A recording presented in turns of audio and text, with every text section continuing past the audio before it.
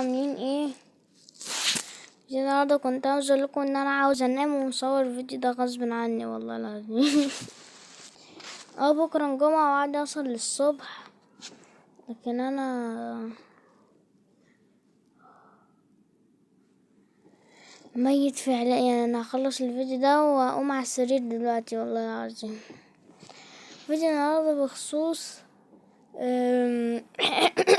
هنفوق نفسنا بقى شوية، عارف ان انا عاوز انام.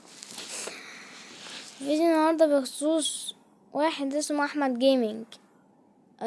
هتلاقونا يعني في كومنتات على طول متصلين ببعض وكده. عارف ان الفيديو جاي متأخر شوية عن اللازم، بس انا كان ورايا امتحانات ومذاكرة وحاجات فميت.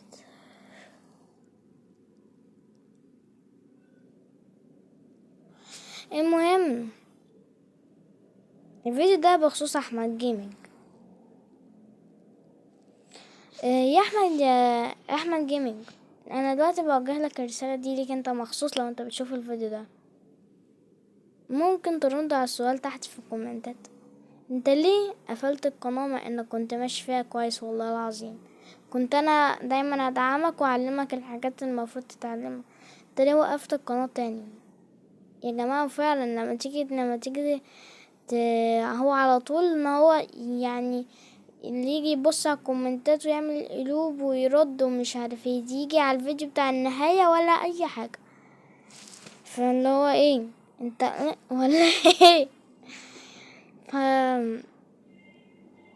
يا جماعة انا هسيب لكم رابط القناة في الوصف او في اول تعليق مثبت، يا ريت تروحوا تدعموه عشان خاطر يا جماعة انت لو لقيت اكيد دعم كتير هترجع للقناة تاني.